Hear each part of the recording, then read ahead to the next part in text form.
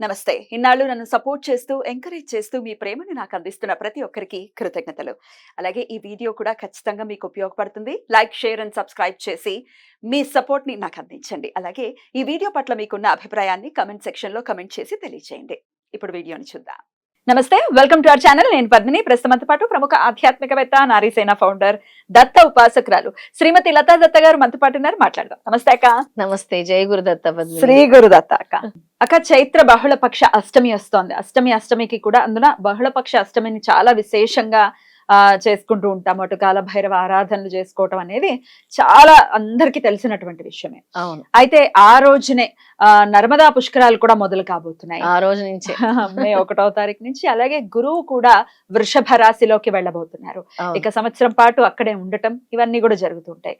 ఇంత అంటే డెఫినెట్ గా ఇది ఒక అద్భుతమైనటువంటి రోజుగా ఖచ్చితంగా కన్సిడర్ చేయొచ్చు. మరి ఈ రోజున ఎలా వినియోగించుకోవచ్చు?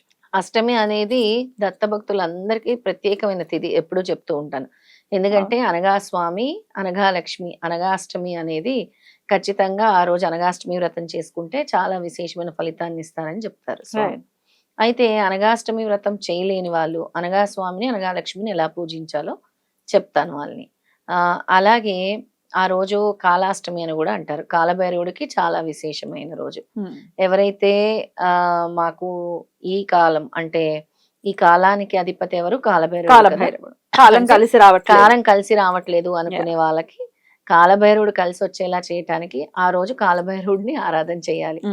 ఎలా చేయాలో అది కూడా చెప్తాను. ఈ రెండు చాలా ముఖ్యం. దీంతో పాటు బుధాష్టమి కూడా ఆ రోజు వస్తుంది. బుధవారం వస్తుంది.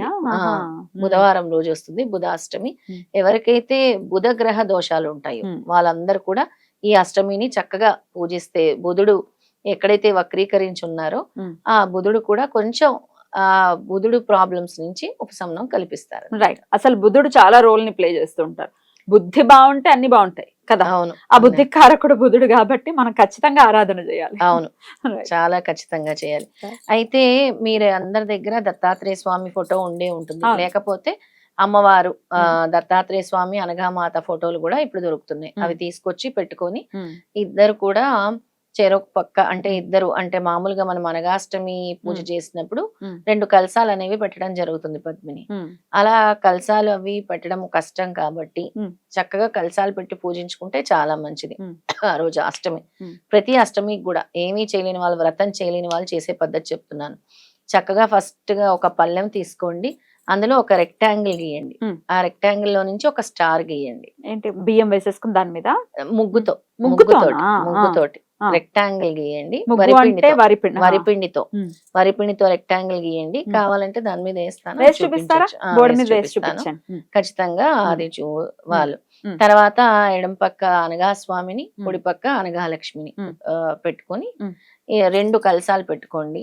2 కొబ్బరికాయలు పెట్టుకోండి. 2 బ్లౌజ్ పీసులు పెట్టుకొని అక్కడే 2 కలశాల దగ్గర అనగా స్వామి అష్టోత్తరము, అనగాలక్ష్మి అష్టోత్తరం అనగాష్టమి రోజు చేసుకోండి.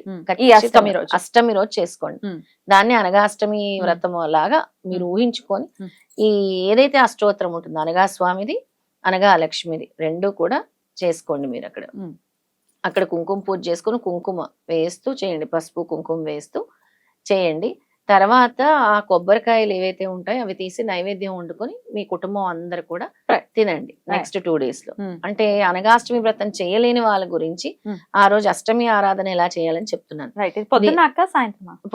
పొద్దున్నే చేయాల్సింది. దీంతో పాటు చక్కగా పసుపు ఒత్తులు తయారు చేసుకోండి. 5 ఒత్తులు పసుపు ఒత్తులు 5 ఒత్తులు పసుపు రాసేసుకోవచ్చు. పసుపు ఒత్తులు తయారు చేసుకొని చక్కగా నెయ్యి దీపం పెట్టి 5 ఒత్తులు వేసి వెలిగించండి. సపరేట్ గా ఒత్తులు వెలిగించమంటారా? కలిపేసి ఒక మట్టి ప్రమిద తీసుకొని 5 ఒత్తులు కూడా కలిపేసి, లేదా అంటే 5 డిఫరెంట్ చుట్టూ 5 వెలిగించుకున్నా పర్వాలేదు. పంచహారతిలాగా కూడా వెలిగించుకోండి అమ్మవారి దగ్గర. అలాగే వెలిగించుకొని ఈ అష్టోత్తరాలతో పాటు మహాలక్ష్మి అష్టకం చదువుకోండి. చాలా విశేషమైన ఫలితం అమ్మవారు ఇస్తారు. అనగా లక్ష్మి తప్పకుండా ఇస్తారు. ఎందుకంటే అమ్మవారికి చాలా ఇష్టం అష్టమి తిథి. అలాగే కాలభైరవుడి గుళ్ళో ఆ రోజు ఏం చేస్తారంటే దీనికి ఒక చిన్న పద్ధతి చెప్తాను నేను. నవధాన్యాలు తీసుకోండి. నవధాన్యాలు ఒక చిన్న మట్టి ప్రిందు లాంటి దాంట్లో నవధాన్యాలు తీసుకోండి. ఆ రోజు దేవుడి దగ్గర పెట్టుకోండి. దానికి మొత్తం పూజ చేయండి. Hmm. అంటే ఈ రోజుతో నాకుండే కష్టాలన్నీ కూడా పోవాలి. పోవాలి అని అనుకోండి. ఆ Hmm. నవధాన్యాలు దాని మీద ఒక నువ్వుల నూనె గాని Hmm. ఆవ నూనె గాని దీపం వెలిగించుకోండి. Hmm. దీపం వెలిగించుకొని Hmm. తర్వాత ఆ రోజు వీలైతే ఎండుమిరపకాయలు, మిరియాలు, బియ్యము, కాలభైరవుడి గుడికి వెళ్ళి దానం చేయండి. Hmm. కాలభైరవ అష్టకం కూడా చదువుకోండి. Right. అది ఇది ఒక మంచి రెమెడీ అవుతుంది. తర్వాత ఈ నవధాన్యాలు ఏం చేస్తారంటే అమావాస్య అనుకోండి, అష్టమి రోజు అనుకుంటున్నారు కదా, తీసుకెళ్లి వేసే రోజు కూడా అలాగే అనుకోండి. ఎందుకంటే దేవతా వృక్షం రావి చెట్టు అక్కడ వదిలేసి ఈ రోజుతో నా కష్టాలు తొలగిపోతున్నాయి అని అనుకోండి. ఎవరు చూడకుండా వేసి వచ్చేసి. రైట్, అద్భుతం అక్క. ఒకసారి ఆ ముగ్గు చూపిస్తారా? తప్పకుండా చూపిస్తాను. ఆ ముగ్గు ఎట్లా వేయాలక్క? చాలా ఈజీరా పద్మిని. ఫస్ట్ రెక్టాంగిల్ వేసుకోవాలి. ఎక్కడ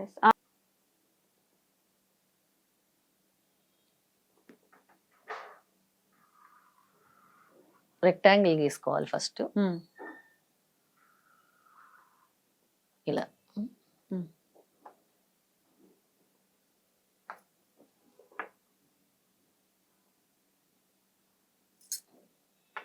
ఇలా రెక్టాంగిల్ గీసుకున్న తర్వాత ఇలా స్టార్ వేసుకోవాలి.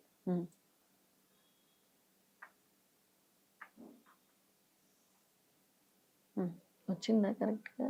వస్తుంది. ఇలా స్టార్ ఆకారంలో వేసుకోవాలి. ఇక్కడ ఒక కలసం, ఇక్కడ ఒక కలసం వేసుకోవాలి. రెండు స్వామి అమ్మవారు ఇద్దరు వేసుకోవాలి. ఇక్కడ ఒక కలసం, ఇక్కడ ఒక కలసం పెట్టుకోవాలి. ఇక్కడ పూజ చేసుకోవాలి. ఈ సెంటర్ లో అయినా చేసుకోండి, లేదా సపరేట్ గా స్వామివారి అష్టోత్తరం స్వామివారి దగ్గర, అమ్మవారి దగ్గర చేసుకోండి అష్టోత్తరం. అలా చేసుకున్న తర్వాత దీపం ఏదైతే పెడతారో ఇక్కడ సెంటర్ లో పెట్టండి. ఇద్దరికి కామన్ గా 5 ఒత్తుల పసుపు ఒత్తులతో దీపం ఇక్కడ పెట్టండి. అష్టోత్తరం నేను పంపిస్తాను పద్మిని, దాన్ని డిస్ప్లే చేసి ఆ అష్టోత్తరాన్ని ఫాలో అయితే బాగుంటుంది. రైట్, అద్భుతం. ఇలా వేసుకోవచ్చు. ఇలా వేసుకోవాలి. రైట్, అంటే ఎలా వేసుకోవాలంటే ఇంకా నీట్ గా వేయాలి. అంటే నేను ఏదో టూకీగా చూపించాను, జస్ట్ ఎక్స్ప్లెనేషన్. రెక్టాంగిల్ వేసుకుని అందులో నుంచి స్టార్ అని. రైట్. పూర్వము కుబేర ముగ్గు అని వేసేవారు లక్ష్మి అనుగ్రహం కోసం. చాలా చక్కగా ఇలాగ వేసి ఇలాగా ఇలాగా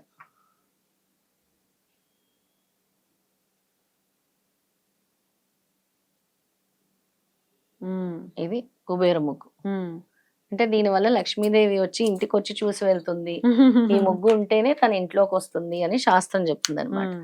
అందుకే దీన్ని ఖచ్చితంగా ప్రతి ఇంటి ముందు ఉండేదన్నమాట. ఇలాంటి గీతల ముగ్గులు ఉండేవి, చుక్కల ముగ్గులు కూడా ఉండేవి. ఇప్పుడు ముగ్గులు కరువు అయిపోతున్నాయి, మొత్తం పెయింటే. అందుకని ఈ ముగ్గు వేసుకున్నా కూడా అమ్మవారికి చాలా ఇష్టం.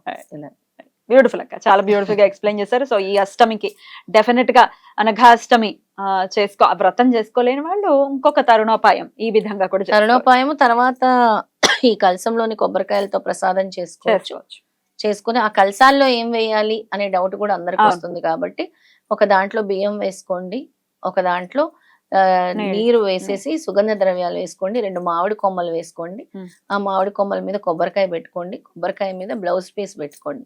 ఆ బ్లౌజ్ పీస్ కూడా బీరువాలో పెట్టుకోండి. ఇంకా మీ దగ్గర ఏవైతే లక్ష్మీ గవ్వలు, తామర గింజలు, గోమతి చక్రాలు ఉంటాయో అవన్నీ కూడా పెట్టి ఆ రోజు పూజ చేసుకోండి. మళ్ళీ తిరిగి ఏమంటే వాటికి శక్తి మళ్ళీ వస్తుంది, శక్తి ఎనర్జైజ్ అవుతుంది అనమాట. మొన్నే మనం ఎనర్జైజ్ మంత్రం కూడా చెప్పాం. అలాగే కాలభైరవుడికి చెప్పిన ప్రక్రియ కూడా చాలా మంచి ప్రక్రియ పద్మిని. వాళ్ళ సమస్త దోషాలు కూడా పోతాయి అన్నమాట. బ్యూటిఫుల్ అక్క, చాలా బ్యూటిఫుల్ గా ఎక్స్ప్లెయిన్ చేశారు. Thank you so very much అక్క. నమస్తే. జై గురుదత్త. శ్రీ గురుదత్త.